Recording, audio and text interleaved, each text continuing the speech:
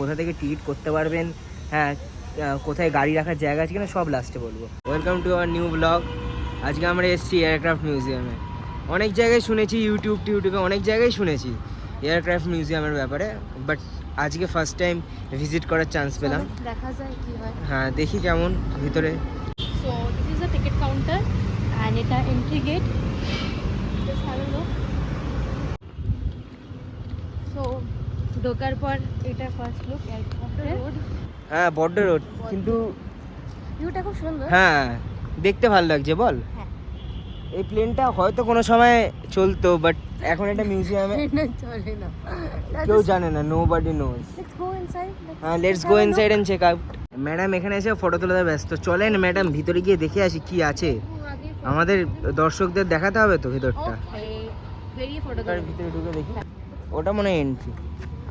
আমরা এখন ভিতরে ঢুকছি। ভিতরে কোনো কারণে সিকিউরিটি ইস্যুসের জন্য ভিডিও তোলা বানানো আছে।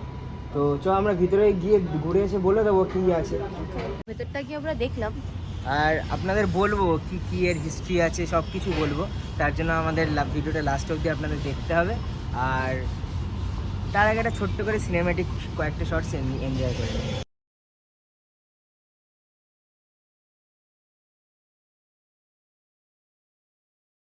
সো গাইজ আমি এটা ভাবছিলাম একটা ডামি প্লেন। সো ঢোকার সময় আমাকে সিকিউরিটি গার্ড বললো না, এটা একদমই ডামি প্লেন না, এটা 1980 থেকে 2070 অবধি করা হয়েছে।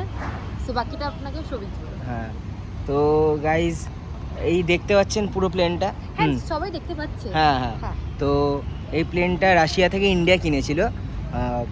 8 পিসেস কেনা হয়েছিল।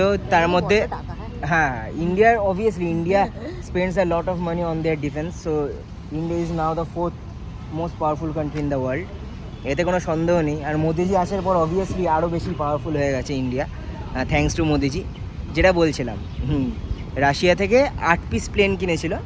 8 পিস ভুল বলছি, ইটস নট আ পিস, হ্যাঁ it's a massive giant, you can look.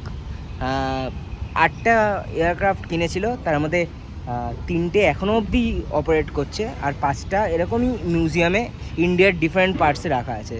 তো ভাবছেন এত বড় প্লেন এখানে রানওয়ে নেই, কীভাবে ল্যান্ড করলো, তাই তো? এত বড় প্লেন এখানে কি করে আনা হলো? এখানে তো কোনো রানওয়েও নেই, তো উড়িয়ে তো আনা হলো না, তো কীভাবে আনা হলো?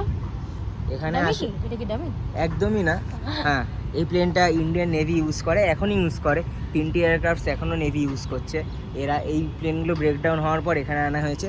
আর এই প্লেনগুলোকে ছোট ছোট পার্টসে ভেঙে এখানে আনা হয়েছে, আবার এখানে এনে অ্যাসেম্বল করা হয়েছে।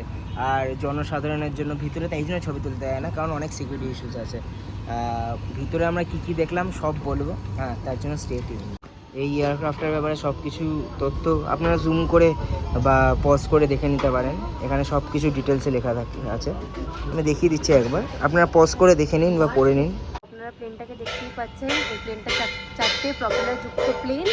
সো এই উইংসে 2টো প্রপেলার, ওই উইংসে 2টো প্রপেলার, যেটা ওই সাইডটা আছে।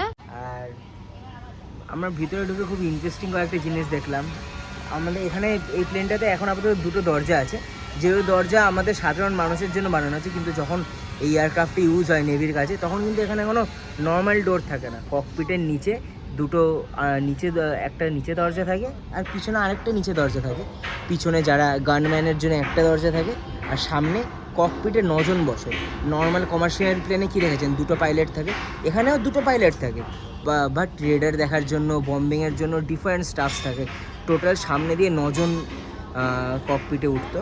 তো বুঝতেই পারছেন এত বড় এয়ারক্রাফট, আর যারা অপারেট করতো তারাও নর্মাল মানুষ না। অনেক হ্যাঁ আপনারা আসবেন, দেখবেন, খুবই ভালো লাগবে। It's so interesting. মানে লোকে আশেপাশে লোকে আশেপাশে নিকো পার্কে আসে, ওখানে টাকা নষ্ট। হ্যাঁ লোকে মাদার এক্স মিউজিয়ামেও আসে সেলিব্রিটিদের ডামি দেখার জন্য। আর যেই এয়ারক্রাফটটা আমাদের এত বছর ধরে ইন্ডিপেন্ডেন্সের পর থেকে আমাদেরকে সার্ভিস দিয়ে যাচ্ছে, সেই এয়ারক্রাফটটা অনেকেই দেখতে আসে না। আর এখানে টিকিটের দামও খুব নগণ্য। লাস্টে বলবো কোথা থেকে টিকিট করতে পারবেন, হ্যাঁ কোথায় গাড়ি রাখার জায়গা আছে কিনা সব লাস্টে বলবো। গাইজ এই বাচ্চাদের জিনিসগুলো চলবে বলছে, তোকে ওই প্লেনেই উঠতে দেওয়া উচিত ছিল না। তুই আবার এই বাচ্চাদের প্লেনগুলো চড়বি, ভাঙবি, তোর ওয়েট কি কম?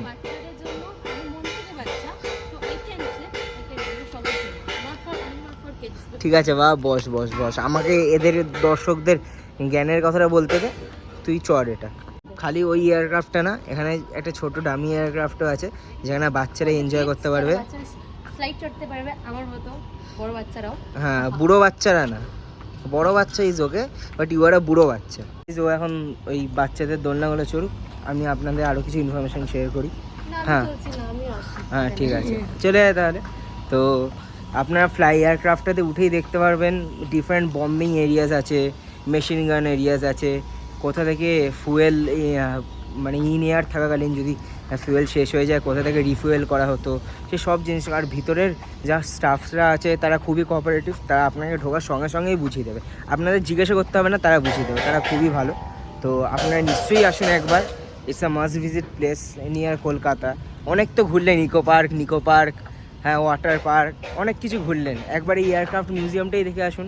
সেলিব্রিটিদের না দেখে, এরাই সবচেয়ে বড় সেলিব্রিটি যারা আমাদের দেশকে সার্ভিস দিয়েছে এত বছর ধরে, এটা একবার দেখে যান। তো গাইজ আমরা এখন বেরিয়েছি, প্রচুর রোদ, অ্যাকচুয়ালি প্রচুরই রোদ।